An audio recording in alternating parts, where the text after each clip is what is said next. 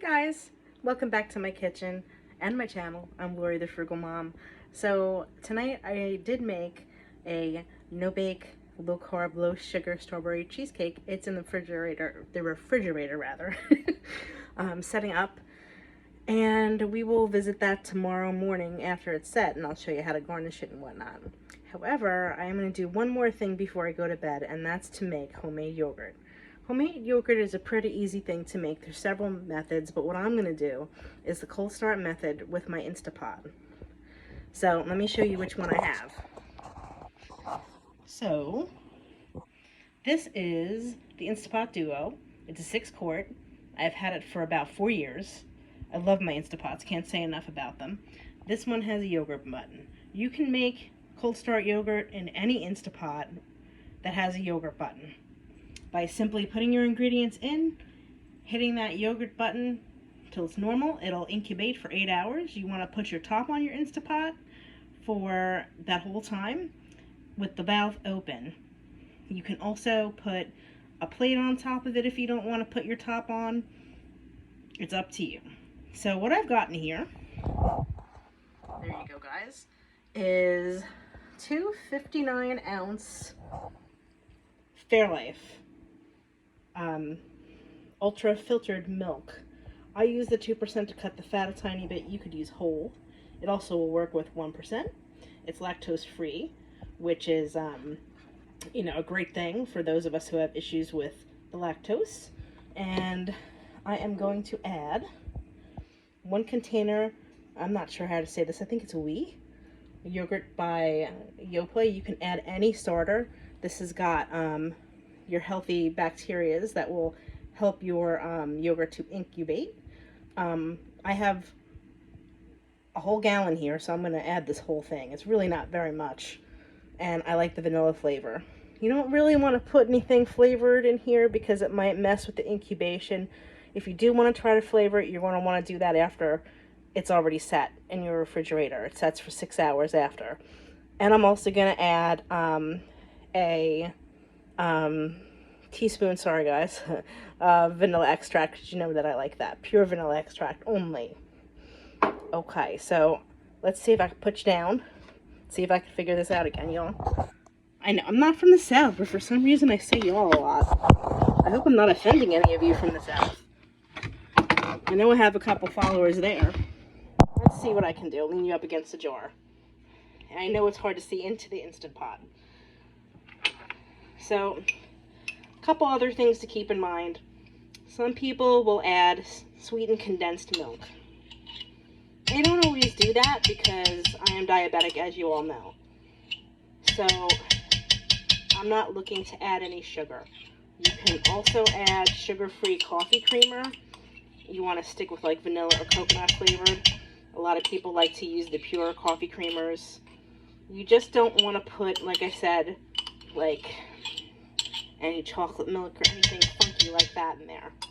So as easy as this is, I just added my oil, or we, however you want to pronounce it, and I'm just going to give it a whisk with my very clean whisk until it's combined. The beauty part about this is that it takes about 8 hours to incubate. Now, if you want like more tart yogurt, incubate it for longer. You can adjust the time on your Instapot. There's an arrow up, arrow down button. So, or plus minus. On some models, mine has a plus minus. And then you'll get a tartar yogurt, but I kind of like mine mild. It's going to come out nice and thick, like a Greek yogurt, and when it's setting up in the refrigerator, you're going to put a piece of paper towel over it so it soaks up the whey. That's normal for the whey to separate. And I have a silicone top, which I'll show you, but you can also use a plate, a regular plate that will cover the diameter of your Instapot insert. So let me show you what it looks like. There you go, it's all combined. So I'm going to add my vanilla. And I'm not going to measure, guys, but if you feel you need to, go right ahead. I just eyeball. I eyeball a lot of things. Oop, I think I left my vanilla over here from when I was making the cheesecake earlier. I sure did. Okay. So like I said, just going to add about a teaspoon. I don't want to overdo it. I don't want to interfere with the incubation, but I just want to give it a little bit more of that vanilla flavor, give it some more oomph, and I'm going to whisk it in. Now, something important to do when you're making yogurt, whether it be this cold start method or any other method, I know you can do it in a crock pot. I've never done that. I know you can just do it with a regular pot. I've never done that either. This is the only way I've ever made yogurt. You want to make sure everything is sterile because you don't want to introduce any bacteria or funkies into your yogurt mixture, okay? So you want to sterilize your Instapot, and how you do that, you put a cup of water in your inner pot, and you put your top on, close your valve, and then high pressure for 10 minutes with a 10-minute release, natural release, and then you vent it out the rest of the way. And you wait for your pot to cool down, and you also want to make sure that your whisk is nice and sterile too. So I just soak that in a cup of hot water for about the same amount of time. And always wash your hands, okay? If you are going to use anything that you need to use a can for, like your sweetened condensed milk, if that's what you want to do, and you would use like a 10-ounce can or whatever the smallest can comes in, if that's what you want, if you can afford the sugar in your diet and the carbs. It really is delicious if you can, but it's just good really like this.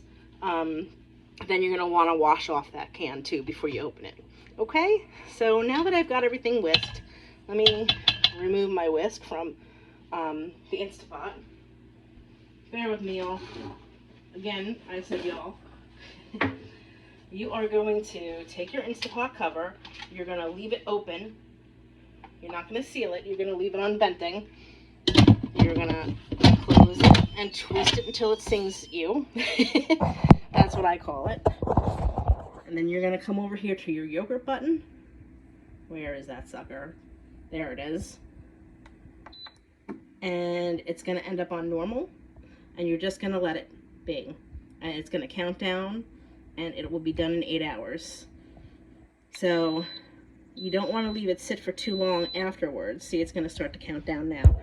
I would definitely take it out of the Instapot within a half hour of when the timer goes off.